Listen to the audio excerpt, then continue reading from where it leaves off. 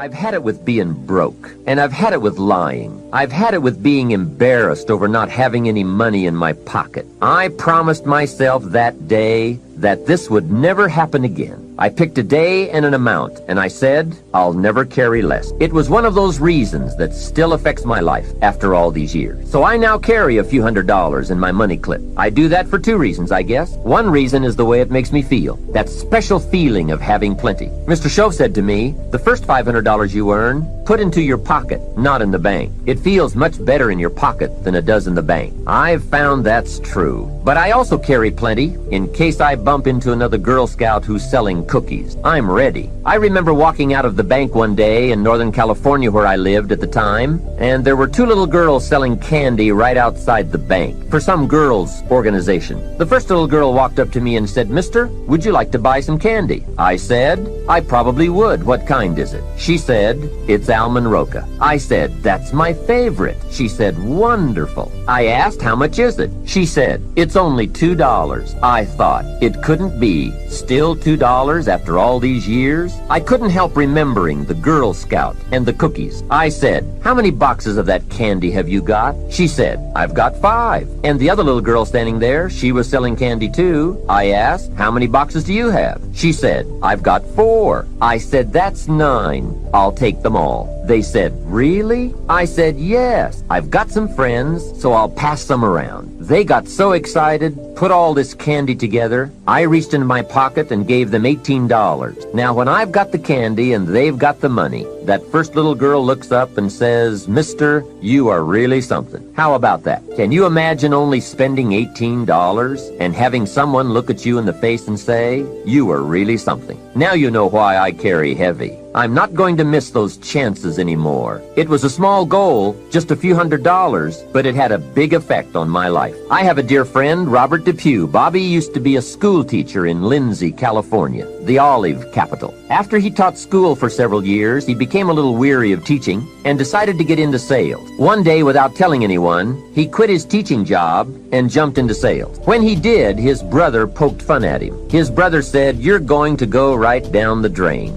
You had a good teaching job. Now you're going to lose everything you have. You must be out of your mind. He put him down something fierce. Bobby said, the way my brother acted made me so angry, I decided to get rich. I believe in bliss of satisfaction. Have you ever bitten into like a great steak and went, oh my gosh, it's delicious? Have you ever had that happen, yes or no? Did it make you not want the next bite more? Or did you want it more? See, there's a part of your brain, there's serotonin in your brain. The more you celebrate your wins, you celebrate when you're here, you have fun along the way, it begins to train your brain. You want to go to the next level. But if you cheat yourself from the celebration, you cheat yourself from the joy, it's always just a grind. Eventually there's this thing called frying and burnout where your brain doesn't want to do it anymore because it's not pleasurable. It gets no dopamine hit, no serotonin hit, and it wants to stop. You have to be blissfully dissatisfied. I talk about this in one of my audios and my book. My wife's a great example of this. We're complete opposites. I'm running out of time. I'm a super aggressive achiever. My wife, I call my wife, she's easy happy, easy satisfied. If we were living in a log cabin in the middle of nowhere, but we could cuddle up all day long and kissy kissy, she'd be happy all day long. She wears jeans and t-shirts. She could care less about material things. She could not tell you within many decimal points how much money we have. I'm not even sure she knows, other than Bank of America, where any of the money is. Could care less about it. She just loves people, loves life. She's the daughter of a pastor. Her brother's a pastor. She's just a happy person. And she's married to a complete psychopath. But my wife, we've been together for a long time. She's developed some, I love my wife, but I don't like her all the time. The longer, any of you that have been in a long-term marriage here, they start doing some crap, man, that you just drives you crazy. Anybody relate to that, yes or no? My wife has developed this very bizarre habit. I'm not sure how it started or where it started, but when she eats pleasurable food, she moans orgasmically. So we'll be eating lasagna at the house, kids at the table, and she just started this a few years ago, and she doesn't even know she's doing it. We'll be eating, how was school today? Great, say the prayer, and then, or like, I'm serious, or like she's eating a brownie.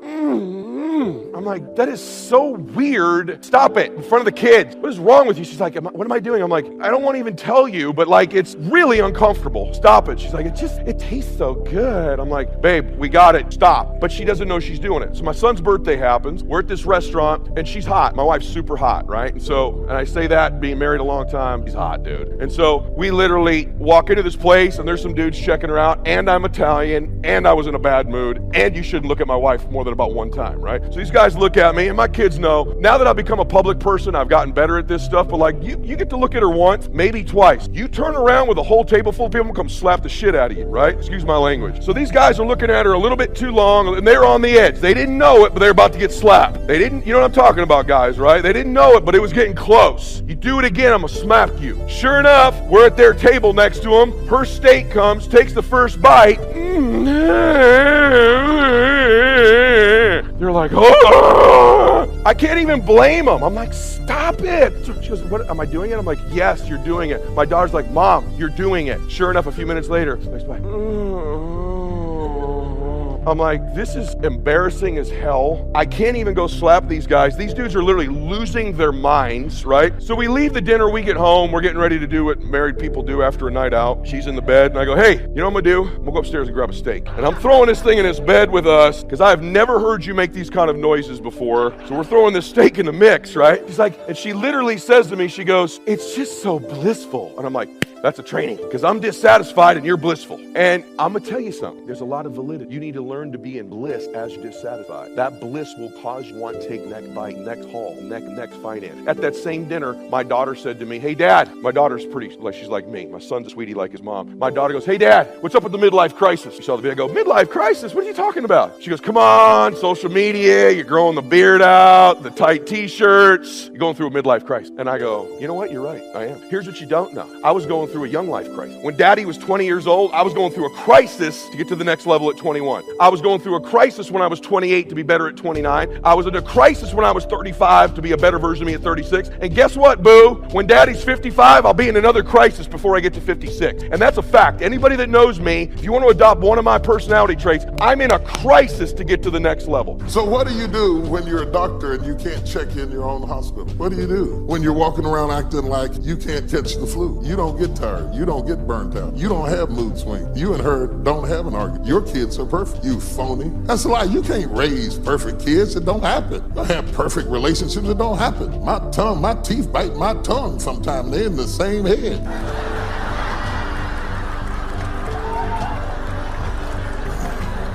I mean, and there's no warning or nothing right in the middle of eating a hot dog.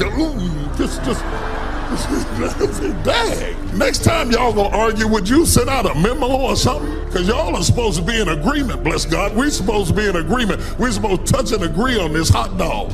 And put all that to the side. That's the salad. Let me say something about something else. I'm almost finished. But here's the interesting thing. Separate and apart from everything that Elijah is going through, God is preparing Elisha to be a support to the man of God. Now, it's going on while Elisha is plowing. Elisha is plowing, the son of a wealthy family, an heir to become the heir apparent to a family that is wealthy enough to have a field to plow and at least 12 yoke of oxen. Meant that they were affluent people. This boy was being groomed to take over a major organization, and all he had to do was keep plowing. But while he's plowing behind the ox, he's frustrated because he has the sneaking, nagging feeling that there is something he's supposed to do with his life that he's not doing. And I don't care how much people pay you. I don't care if you get the corner office at the top of a corporate building. When there's something else that you're supposed to be doing, you're not happy doing it. You're only happy when you found your spot and you're in your place and you're doing your thing. That brings fulfillment and gratification. When you're doing the thing you were born to do, bless God. You don't do it for the money. The money just comes behind the purpose. Provision comes to purpose. The provision cannot be the purpose. You'll never be happy because you make a lot of money. All money does is make you more of what you were already. If you're lustful broke, you can do it better with money. That's the truth. If you're hateful broke, you get money, you can be hateful better. People scared to say anything back to you. Money just makes you bigger at what you were before.